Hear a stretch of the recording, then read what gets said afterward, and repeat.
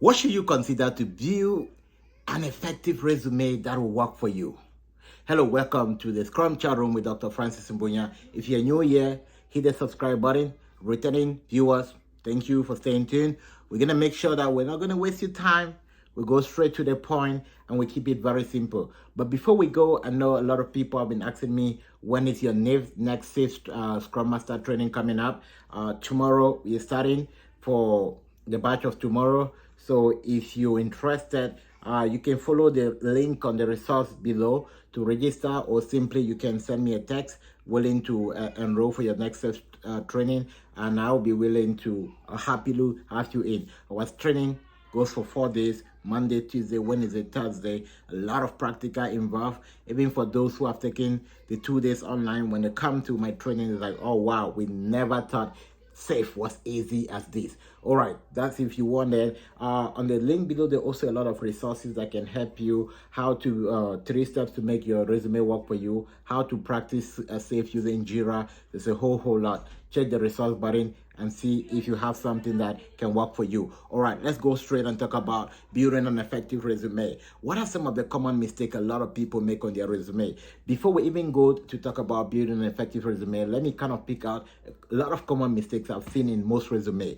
Number one mistake I've seen in most resume for Scrum Master is the fact that they are putting more than what they can back up. You can be getting into a Scrum Master like for your first time and you're having 7 years of experience on your resume. Now, it's going to be very difficult for you to back that up, right? 7 years of experience in an environment is going to make you a senior expert.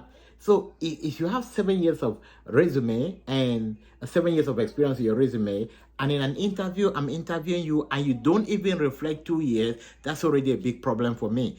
So what I recommend for many people, don't go above 5 years. Why? Because now when you are responding to interviews, I can understand that you're still within your first years of learning. In the corporate world, we consider 5 years that you are still learning. After 5 years, you should be a senior. So don't make that mistake. Now, I happen to also kind of be in a panel of interviewing Scrum Master in my companies, and there are some people that come in and you're even trying a way to kind of ask some certain little questions to get them through. But the way they respond to it with 7 years of experience on their resume is like a no. Right. Now, there are people that when they come in and you're wondering, how do these people get in? Scrum is about honesty. Remember, one of the value of Scrum is openness and honesty. Now, are we saying that you cannot put a couple of years on your resume? No, you need to be able to back it up. And a lot of people that are doing this, they're not even taking the time to hire a coach to train them, or even to be in an environment where they see people practicing it. So this is already problematic, and I don't want you to repeat that mistake. And this is the reason why you go from one interview to one. It's not about try and error. It's about knowing exactly what to do. Now, if you're going on interview and you're not making it, and when you come back, you should be able to identify the gap. Don't repeat the same mistake on the next interview. All right. But this is for you to be able to do it rightly, you need to put yourself in a practical environment, which is what we're trying to build within our team. Really create an environment where people can practice and understand what it means being a real Scrum Master for averagely about 90 days before hitting into the solution. That costs money. That's definitely not for free. If you want that, also in the link below, you'll be able to get more detail on how to get the community. Now, let's go and talk about the different component of a resume. The first mistake I see in the resume is on the header. People write really long history. Nobody has time to read that long history. The main purpose for a resume, and which is one of the reasons they recommend it should be a length of at least 2 pages, is because it's a way for you to introduce yourself. It's just for someone to have a high level what you're capable of doing. So now the key qualifications should have 3 bullet points. Someone to be able to see it and read it very clearly and decide if you're a good candidate or not. That's the first point. Don't go writing long history, a block of paragraph.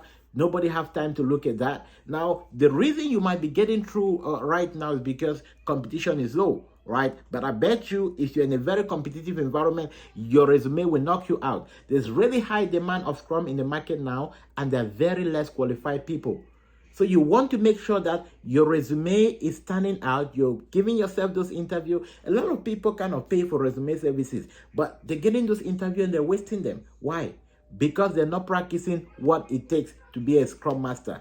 I was able to knock my interview within 30 days because I took the time to practice, which is why I'm pushing you to do the same. So the first level is the high level. Make it 3 bullet points. The first bullet point cover your overall experience, the value you're bringing to the company. The second cover your Scrum experience, and the third cover your leadership experience. And after that, what should come next is the certification you have. Don't put the certification at the end, because certification is the Scrum job is certification based. They want to see, do you have SAFe, do you have PSM, do you have an Agile coach, so that it make them help them take their decision very fast. All right. After that, the next thing you want to look at the skills. What are the different skills you have? Do you have skills with all the different frameworks? Do you have skills with the different tools? Do you have skills with leadership? Do you have skills with communication? Now, the first one, the summary. The second, the certification. The third, the skills. And then you go now to the job position and the description. A lot of people get a job description wrong. There's certain specific rules. The Scrum Master is not just everywhere. There's a certain guideline you need to follow on the rules of the Scrum Master, and it's almost the same everywhere. No matter which company you are in, there's a framework you need to follow, and you need to align to the framework. All right, when you do that, the last comes with your education. Perfect. That was just a short description of it. Good enough. I've also put the link for the template for those who want a template, the same template I just explained. The guarantee is that if you do that, it's going to give you interviews. But I'm not saying that if you do that, it's going to give you the job. Getting the interviews, one thing. Knowing exactly how to defend the interview is another thing. So if you want to know how to defend the interview and you need someone to help you put in a practical environment where you can effectively learn and go get the job, you can reach out and we can show you how you can go about it.